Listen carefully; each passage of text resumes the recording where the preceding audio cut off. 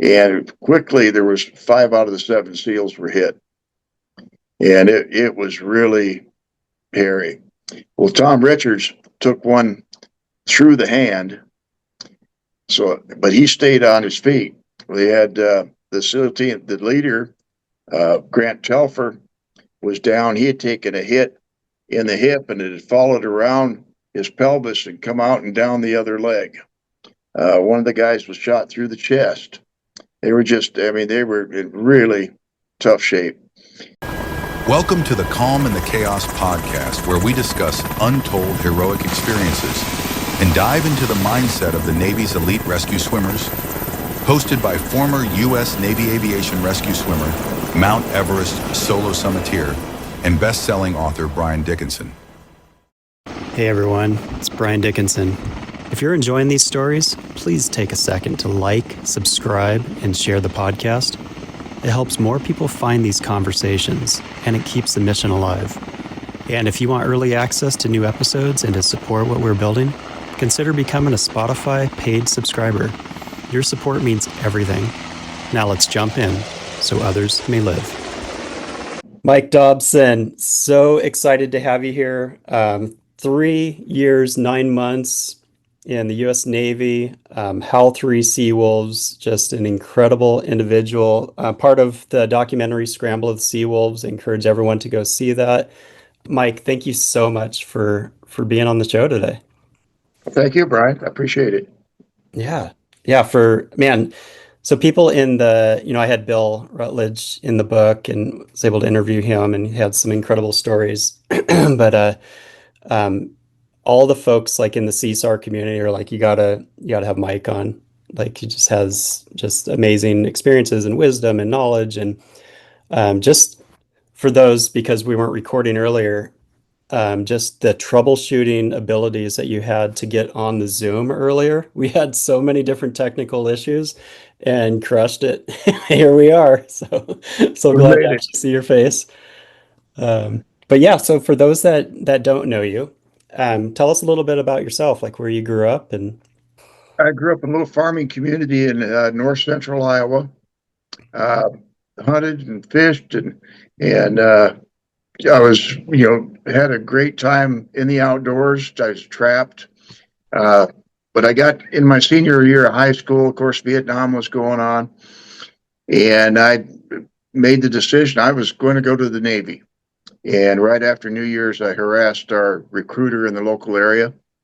And it evolved into where I was sworn into the inactive Navy in April. I was still in high school, and I was sworn into the inactive Navy under what they called the cash program then. So you had 120 days delay before you actually went.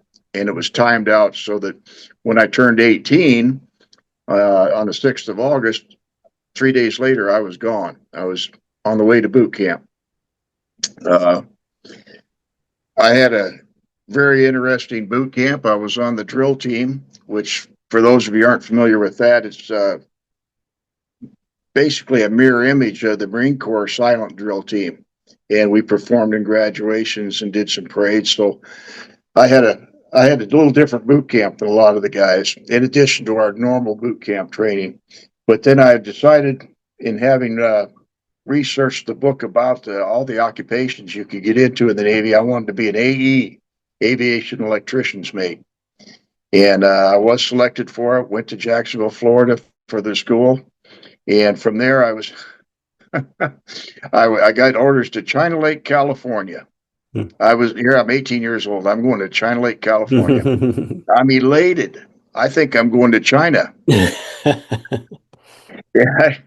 I go down and check out an atlas at the library and spend about 2 hours trying to find China Lake in China. Well, it wasn't like FPO San Francisco like I thought. It was in the desert in California, about 40 miles from Death Valley. And I served there for a year and a half, but I was only supposed to be there a year. And I had gone to an A4 school over in Lemoore, and I realized that for the benefit of the Navy, since I was shore duty there in the desert, that they were going to send me to sea. And I didn't take a lot of math to figure out they're just going to hop me across the mountain to Lemoore, and I was going to be in an A4 squadron or something and be on a carrier.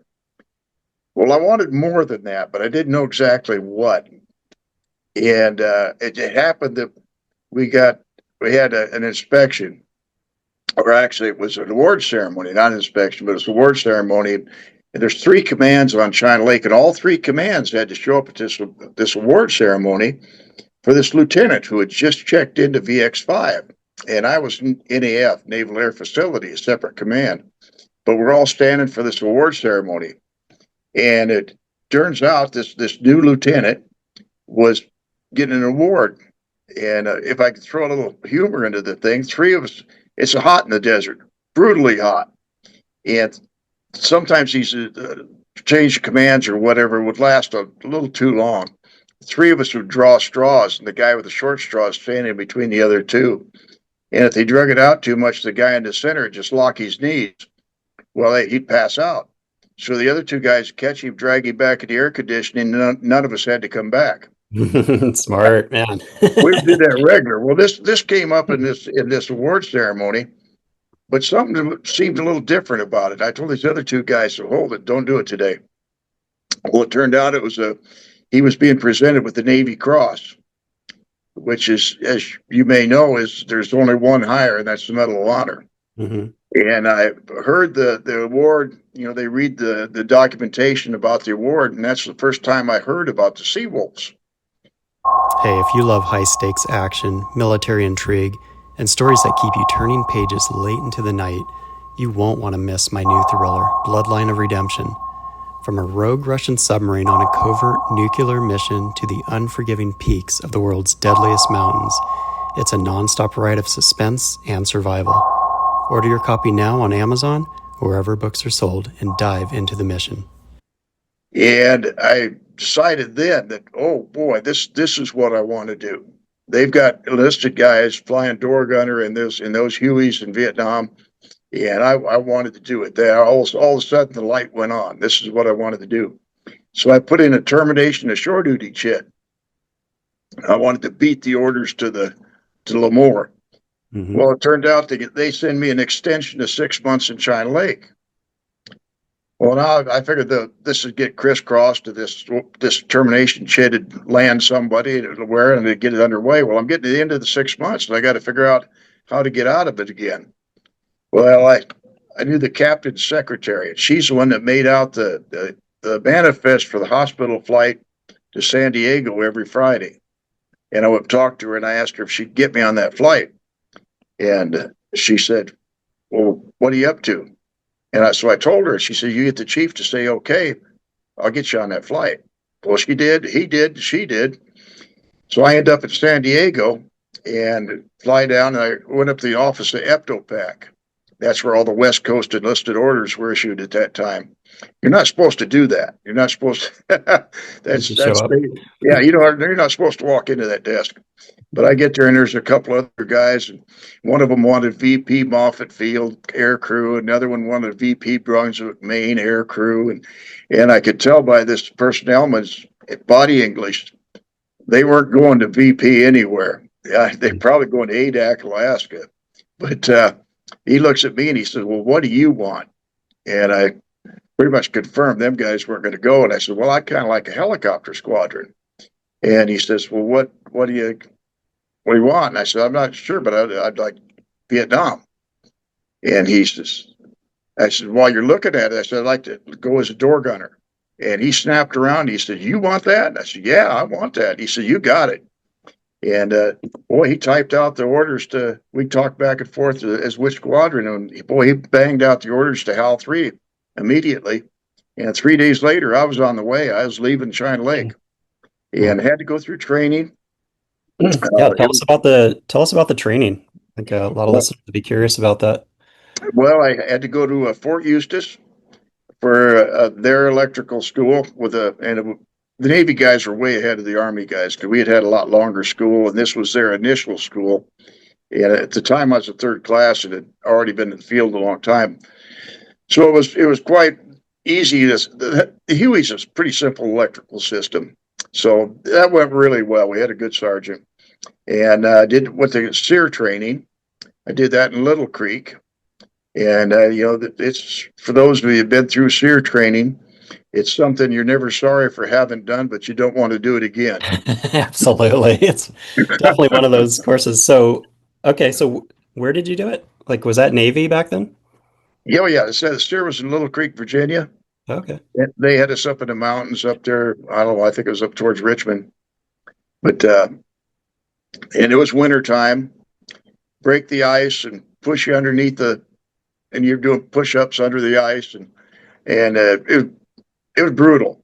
Hmm. But it got the message across that the only limitation the other guy was going to have was his imagination. I mean, there wasn't this rules thing you realized didn't really apply. So any Hmm. simplistic ideas you had in your head about I surrender and everything's going to be good, we're going to have donuts, get that out of your head. Yeah. It was going to be bad. So you basically come up with the idea of saving one bullet. You didn't want to be captured. Yeah. Very, very impressed by that school. I went to Fort Rucker and was supposed to go through a gunner training, but there were six of us and they wouldn't put us in it. So we ended up getting verbal orders from the Pentagon to leave. Oh. That was a little interesting, but I had some more hand-to-hand training, swimming training, uh, small arms training, uh, little introduction to what we were going to be doing over there, and then finally take the flight over to Vietnam. And of course, as most of the guys you may have interviewed on that, when the most impressive thing is immediately when they open the door and you get hit with the smell and the heat and the humidity, it's something you never forget. Yeah. And virtually everybody comments on that. But it took me about 2 days to get down to the squadron, which was down in Ben Tui, which is south of Saigon. I don't know, about 100 miles, something like that. And that's where the main squadron operated out of. They put me in an electrical shop there briefly, and I did another small arms course. And I was only there about 3 weeks, and I got my dispatch to go to Detachment One.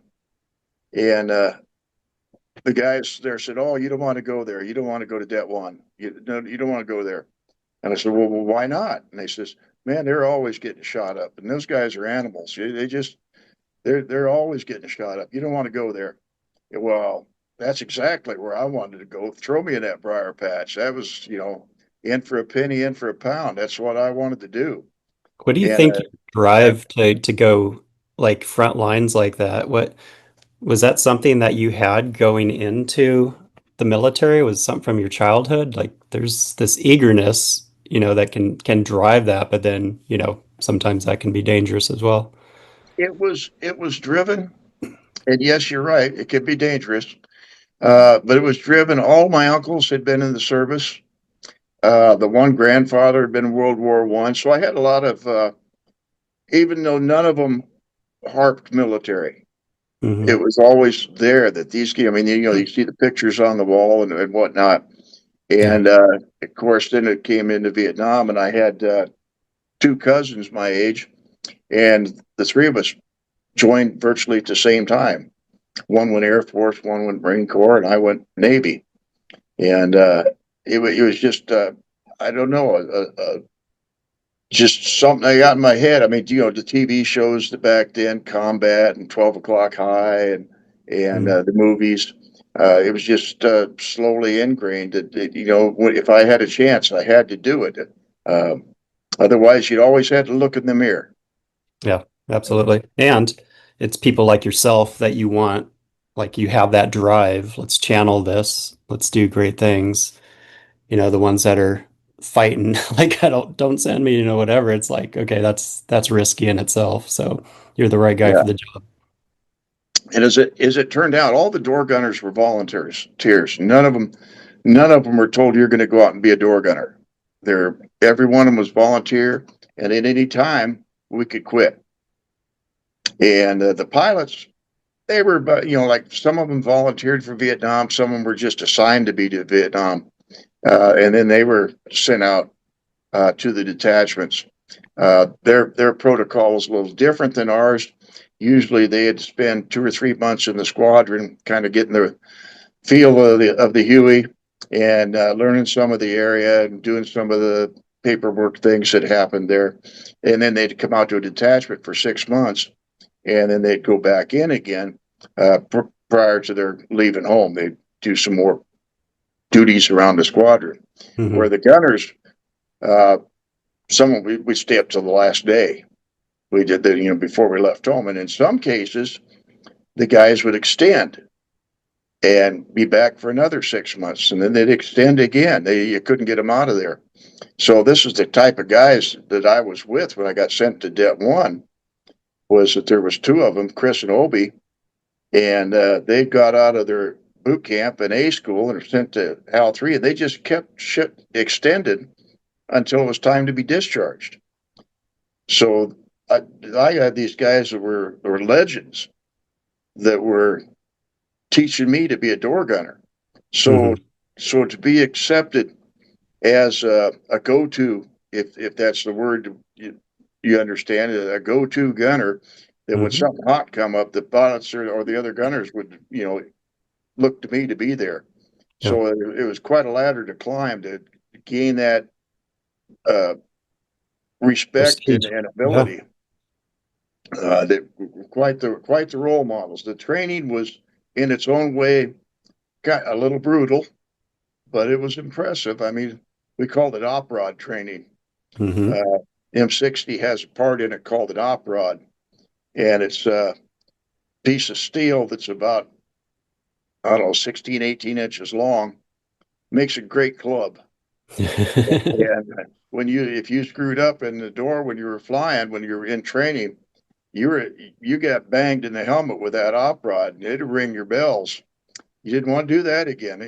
You got impressed real quick, the seriousness of what it was all about. Yeah. It wasn't a game. It wasn't a game at all.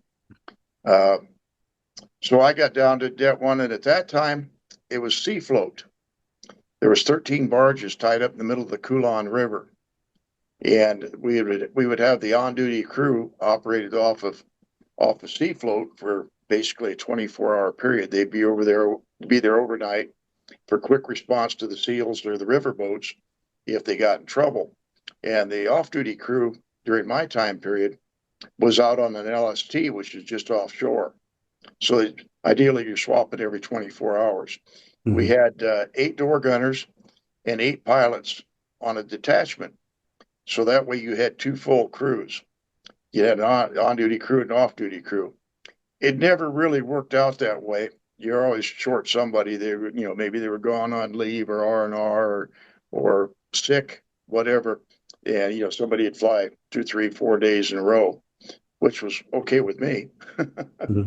But you learn so much from the other gunners and the pilots. We worked as a very effective team. We had very regimented protocol in the things we did. You didn't just say, okay, we're ready now, or anything like that. It was right clear, tail clear. And we could go from a dead sleep in the middle of the night, 3 minutes, we were airborne and gone in under 3 minutes. And so it was a speed deal. And you got SEALs in trouble. We were on the move fast. You had that helicopter winding up right away. We flew night and day. The SEALs and the riverboats' main operating times was at night. So we did a huge amount of night flying. And the Army pilots mostly did not fly at night. They weren't trained to fly at night. They didn't have instrumentation to fly at night. So they were day operations, daylight. When we got Navy did not have any Hueys. We got them from the Army.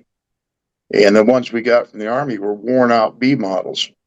So we rebuilt them and added a couple more instruments, a radar altimeter and a rotor brake and a couple other things. And now we could fly them at night.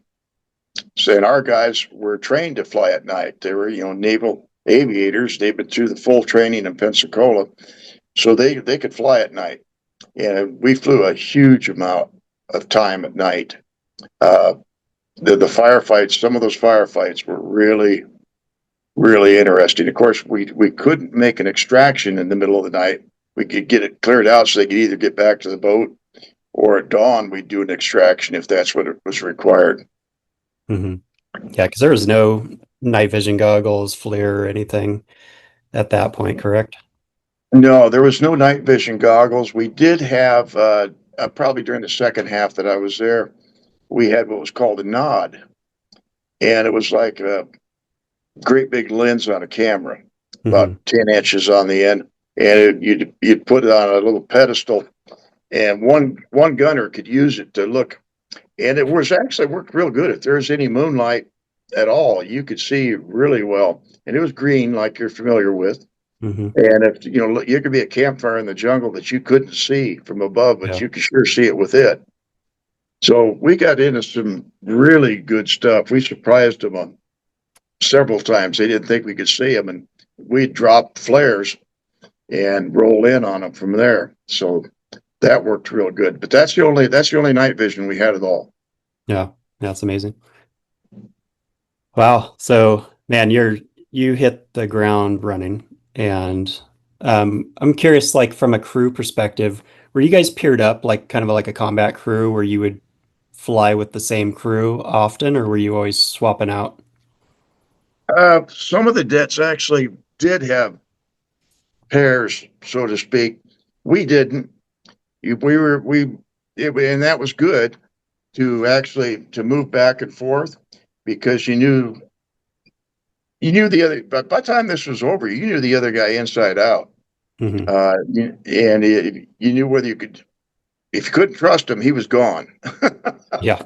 We took care of business. That happened. But we we we were so trusting in each other that we were comfortable to shift positions. It wasn't a big deal. Hmm.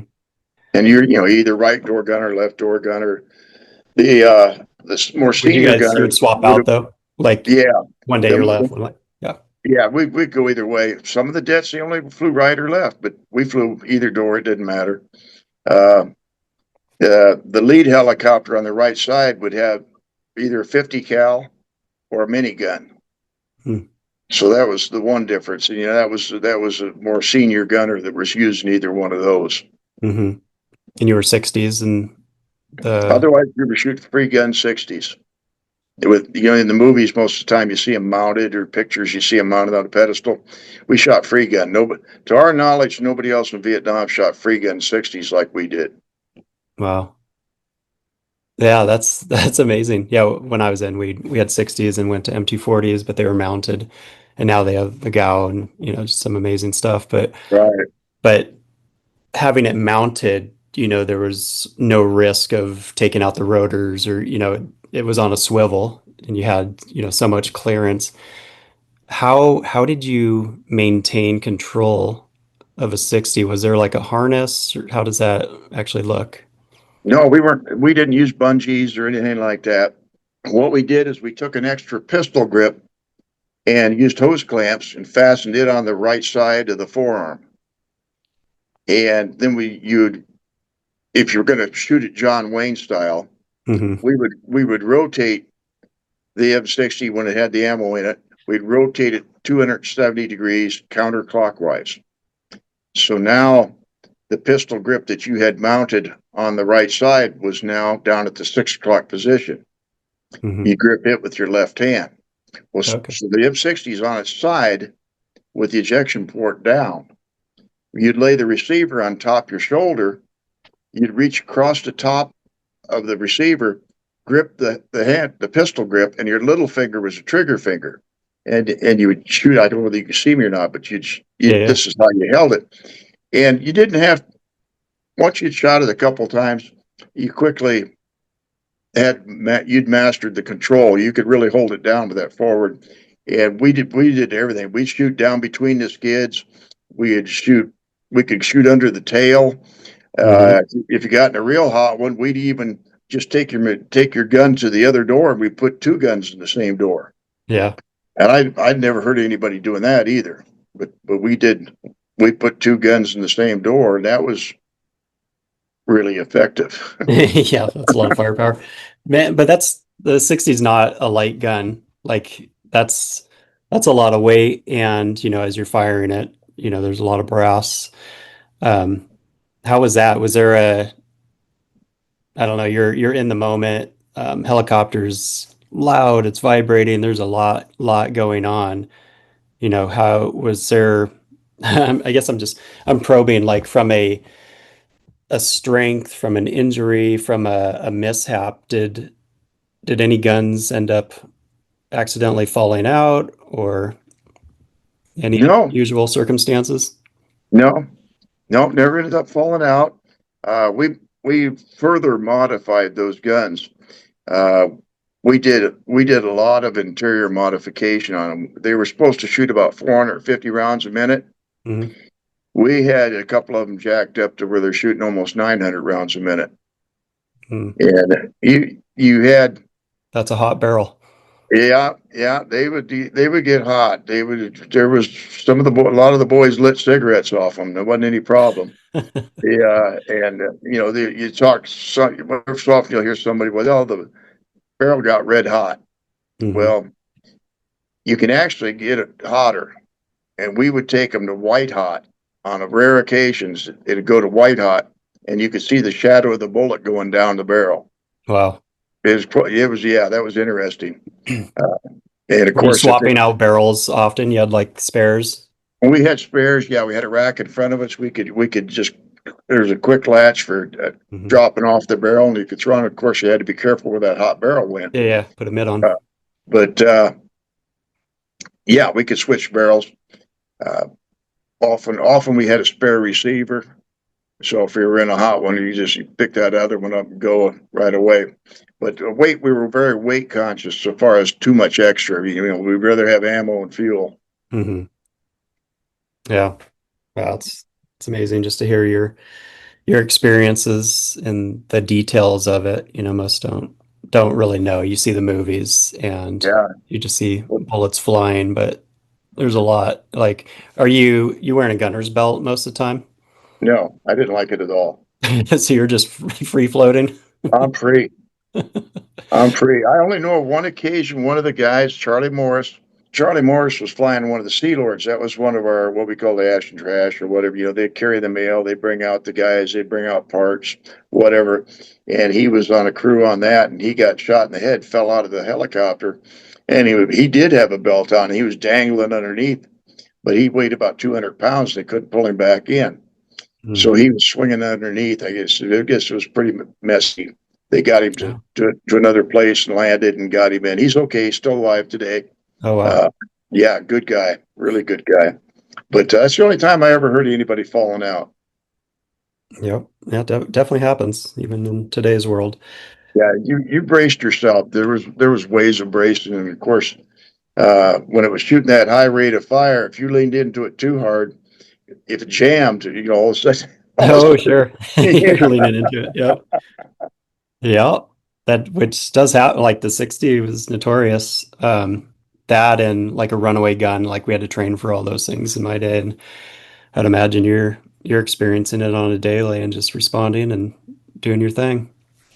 yeah, And so how many total combat missions did you fly? 850. Wow.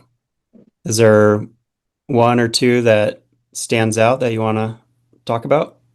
Oh, there were some interesting ones. Yeah, there's one that's been highly uh, documented. Want to show your support for Calming the Chaos and the stories of our nation's elite rescue swimmers? Check out our exclusive merch line shirts, hats, and stickers designed for those who live with courage and purpose. Military and first responders get 10% off each order. Just use the code SARRESCUE10, SARRESCUE, the number 10, SARRESCUE10, at checkout. Grab yours today on Amazon or briandickinson.net/store and wear your support proudly so others may live. It's called the Last Patrol of Zulu Platoon is how it's the documentation on it. And it was about SEAL team, Zulu platoon, and this was in January of 1971.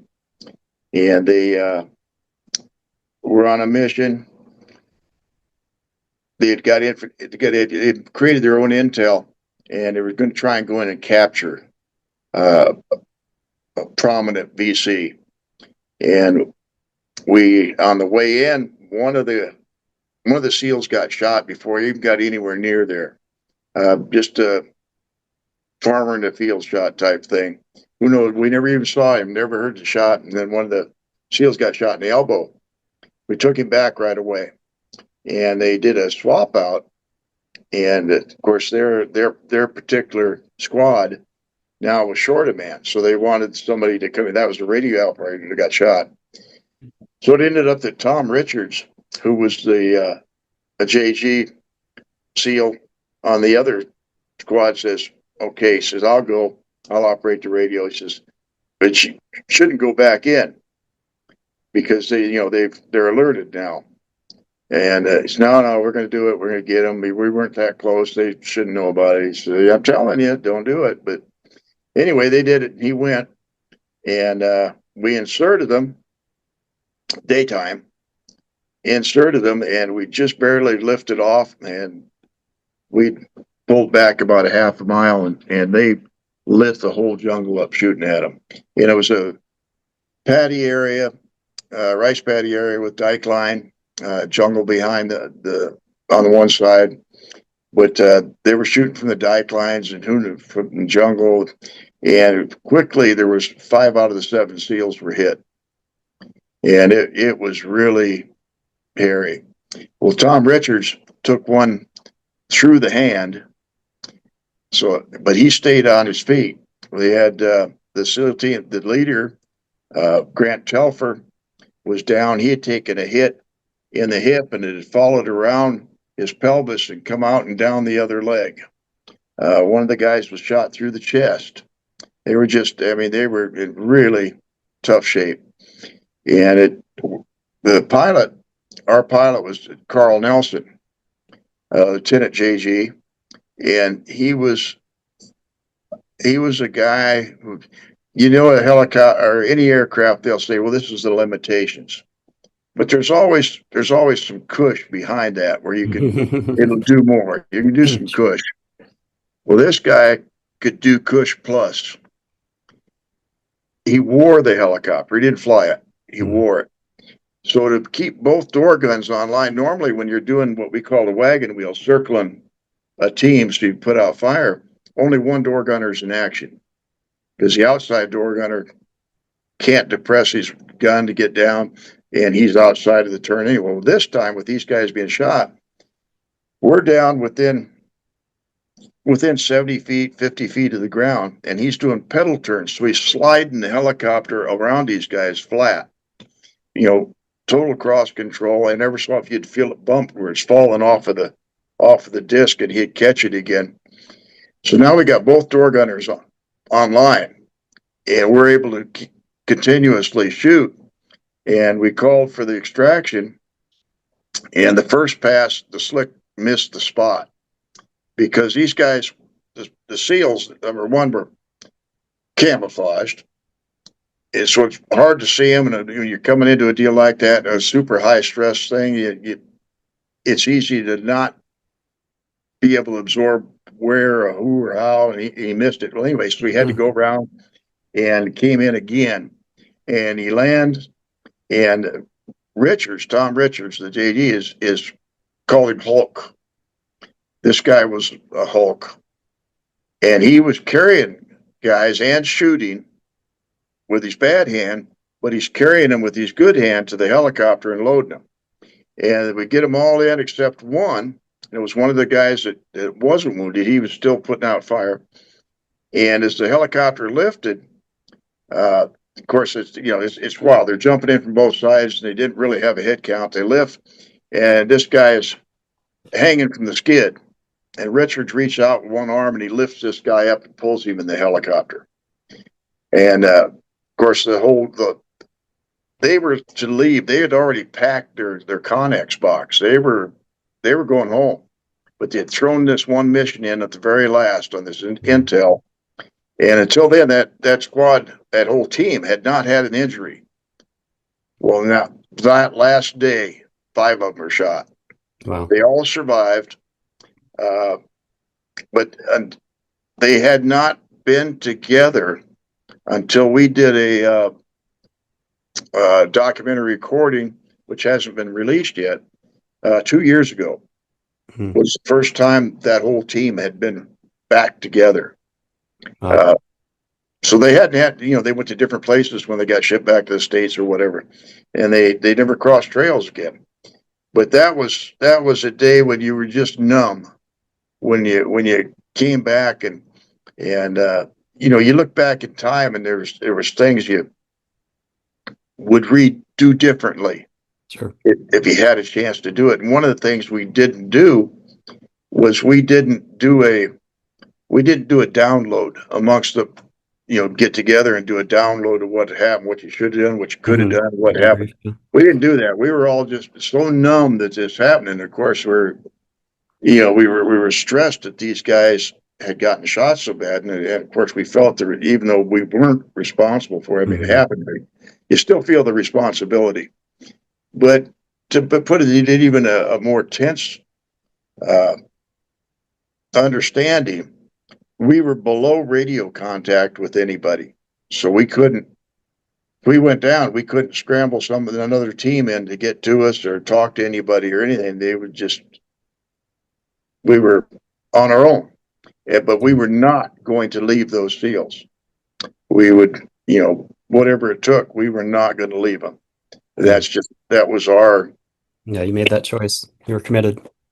Yeah, no, and that was something we understood, that if you couldn't make that commitment, you were in the wrong place.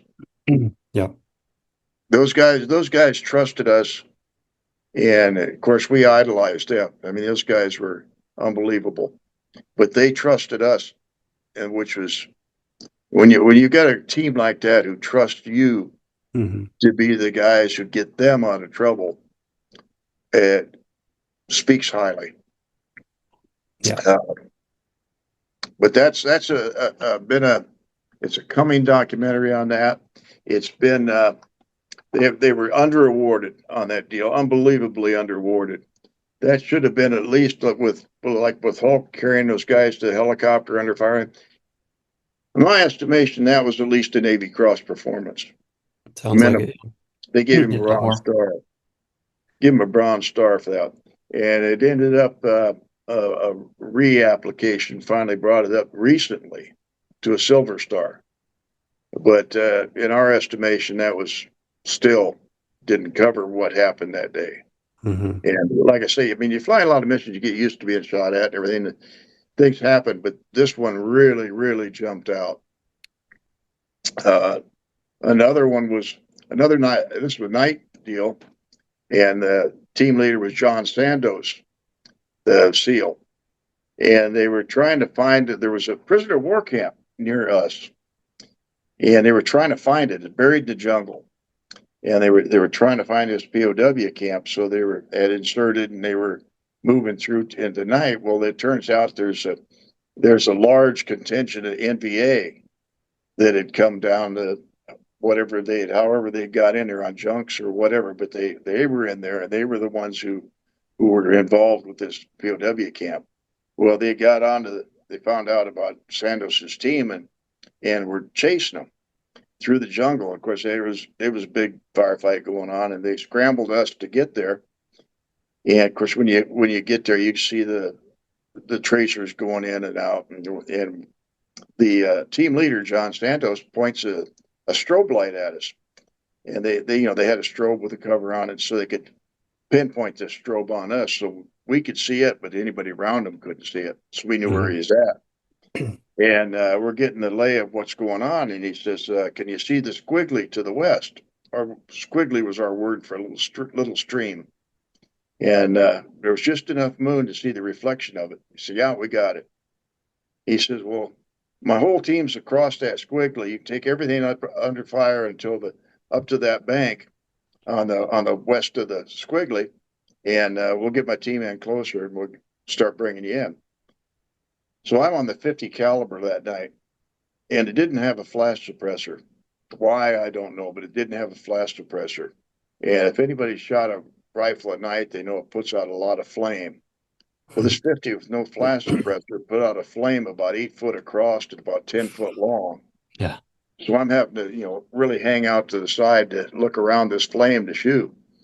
So I draw a line of fire down the bank and make the curve in the squiggly, and we'll go down to the next curve. And, well, then they call in. They say, "Okay, you can bring it in halfway to us from the squiggly." So we're taking the jungle under fire again. He said, "Well, bring it in halfway again. Then bring it in halfway again." And then he said, "Bring it in another 10 feet."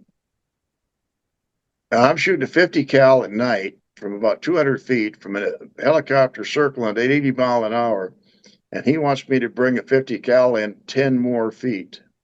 That's impossible to judge 10 more feet. Yeah.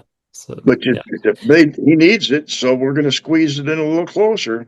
And finally, his voice went high, and he goes, "That's close enough." No kidding. It's like a quarter of an inch is now Oh, 20 yeah. feet. But anyway, we got to broke contact with the bad guys, and the SEALs were able to extract the next morning at dawn.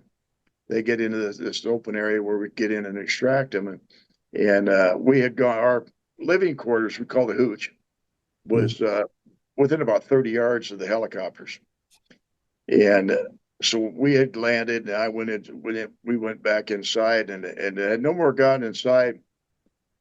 In comes one of the SEALs, and he's covered with mud and sweat and streaks and makeup, and he says, "Who?"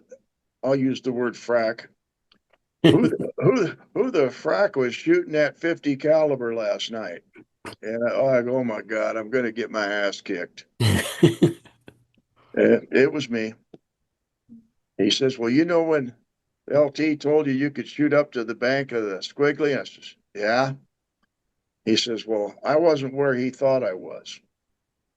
He says, "I had just dove into the squiggly and was pulling myself up on the opposite bank right on a curve. And I looked over my shoulder, and that 50 cal was heading right for me." Oh, gosh. He says, "And you got to the curve." Now, this squiggly's only about 10, 15 feet wide. Hmm. And I got to the curve, and he says, "You just made the curve and went on down the bank. Trees were falling, but you never crossed it." He said, "I knew I was dead when it was coming at me, but you just made the turn and kept going." He says, "You could shoot over me any day." That's awesome. Wow. Imagine from his perspective. Right. That's exactly right. And then for him to come in and make a point, that didn't happen. For him to make a point at coming in and telling what happened, and then telling me I could shoot over him any day, that was quite a compliment. Yeah, it is. That's amazing. That's cool. That all worked out. And yeah, man, they're so lucky that you guys had their back. Like just if you're going in blindly to anything, it's like a one-way mission. But to know that, you had the Seawolves out there and just so highly trained and competent is just it's next level. And I think everyone, at this point, we always use Seawolves as the example and, learn so many lessons learned and just revamping just what, the rescue swimmer and the air crew and CSAR community is what it is today because of you guys. So thank you for that. Thanks for everything. And yeah, so would there be in your time in with your, how many missions did you say? 800 and Yeah, 850. 850 combat missions. Was there one defining moment that either made it or made you realize that this isn't what you wanted to do long term?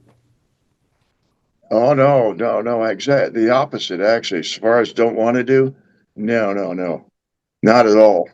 Uh, is actually the opposite. Had I have And I have been like with Chris and Obi, they went to, these are the two lead gunners. They're number one and number three in the all-time combat missions and air medals. They both went to their boot camp, A school, and were sent to the HAL 3 and went immediately out to being door gunners. That's the only job they knew in the Navy, was being a door gunner. They just kept extending until it was time to be discharged, which is why they racked up so many missions and so many air medals. Yeah. And I would have been exactly like them had I have gotten there earlier. You couldn't have pried me out of there with a sledgehammer. I was anchored in. I'd extended. I'd have stayed, no doubt about it. It you came up with an entirely different field. Normally, you're really looking forward to going home. You know, that type of deal. Your next base or getting out of there. But you had evolved from being the new trainee to a gunner, and then you were a trusted gunner, and then actually you became a trainer. Well, when you became a trainer, you also kind of slipped into the old timer slot on the detachment, and you had because you always had your eye on them, even though they were trained. You always were watching. Maybe you picked up something you could use, maybe something that they needed to know. There was a lot to know, but you had the responsibility and fear that if you left, something would happen. That if you'd been there, it wouldn't have come off that way. And you had the fear that some of these guys weren't going to make it home. That would have if you'd have been there. So that leaving was the worst day of Vietnam to me. When it was time for me to leave, that was the worst day. Yeah. Yeah, it's a great perspective. Just that's a huge responsibility and something then, yeah, you have to live with. And it's a perspective, but I get it. Not to the point that you do, but in just, different scenarios, I understand that mindset. And it's just, If I could give an example of that, in a way, I had gotten to the end of my time on Det 1. And it said, okay, there's a little of the short timer deal too, where and I had gotten to the end, and I said, okay, I said, I'm done flying, but if you need me, I'm in. Something hot comes up, I'm in. And I'm asleep, and with Dave Smale, another door gunner, comes in, he says, Mike, he says, we got a Sea Lord in here, and they want to put 2 door gunners on it. We never did that. That was normally a slick, and they had their own crews. We had never put our guys on it. And I said, well, what's going on? He said, well, we got a bunch of Vietnamese Army who got a bunch of wounded, need to do medevac. They want to put 2 door gunners on. I says, who's the pilot? And he told me who the pilot was, and we knew him. I said, oh no, bad choice. I said, who's the other door gunner? And Dave says, I will if you will. There's nobody else I'll fly this one with. Well, yeah, I'm in, Dave. Let's go. So we grabbed our machine guns and took them out to the Huey, and the pilot, Dave, had to go back and get something. I don't know what it was, his helmet or whatever. But the pilot looks at me and says, set Dave's machine gun out to the side, and we're going to go with 1 gunner. So I picked up Dave's machine gun and started back to the hooch. He says, where are you going? I said, going back to sleep. He said, well, I said we're only going to go with 1 gunner. So that's not one of your options. You go with no gunners or you go with 2 gunners. That's the way it works. Well, he had his coming to Jesus moment, decided 2 gunners was a good idea. That's good. Anyway, so we get to the site, and almost immediately Det 6 came in. Det 1 was down. We didn't have any. Our detachment was down. We had some maintenance problems or bullet wounds, bullet holes, whatever. And Det 6 come in to cover us. And one of the gunners got shot right away, and one of the pilots got shot away in the other helicopter. So they were They stayed on station with us, but not, they had 2 wounded right away on that. Dave and I had looked at this site, and we knew the pilot would need a little help. So we decided how this needed to be done. So we told him, we want you to come in from the side. We want you to land between the good guys where the wounded is and the jungle. Dave and I are going to be in the right door, both of us, and we're going to shoot. We're going to have the guns lit up going in. We're going to continue on the ground, and we're going to keep them going on the way out. Just shove the wounded in the other side. We'll sort it out after we're there, after we're out. So that's how we did it. 9 times that day, under fire, each time going in, pulling out wounded. And I wasn't even supposed to be, I was done flying. Yeah. And of course, I think Bill Rutledge, who we talked about earlier, I think he counted, there was something like 56 wounded we pulled out.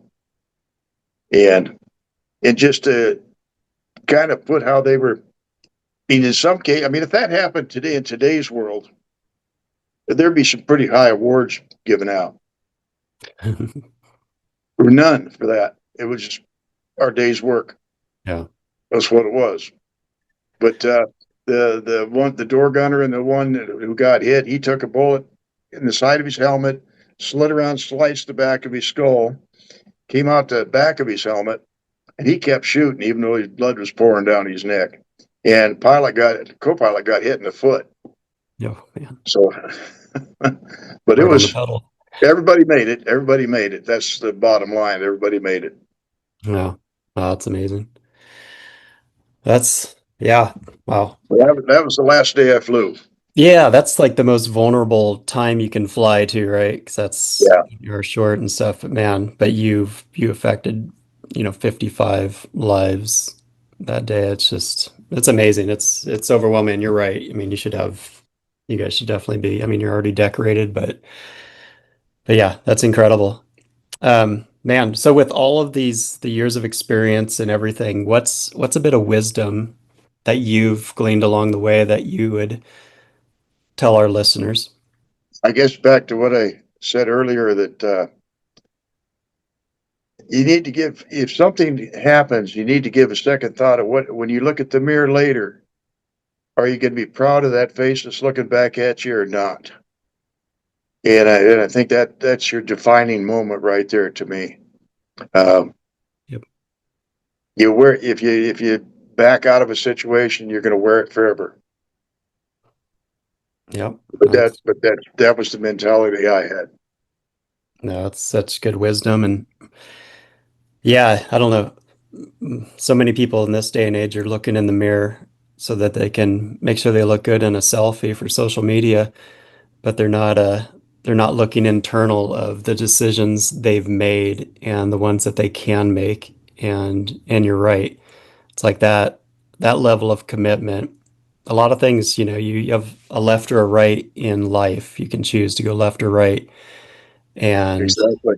Those decisions will stick with you. And in your world, in my world, it's, lives are on the line, and you make the wrong decision.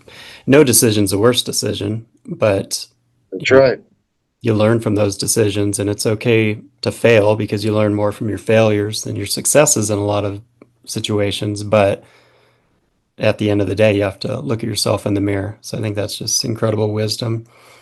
And yeah, Mike, I just so appreciate you being here, sharing your experiences, and just for all that you've done. Thank you so much for being on the show. Well, thank you. Thank you for having me. Yeah, of course. And for everyone else, we will see you next time. Thank you for listening to the Calm in the Chaos podcast. Please subscribe to be notified of future episodes. And if you enjoyed what you just heard, please leave a 5-star review on whatever platform you listen to podcasts. Until next time, get out there and make a difference so others may live.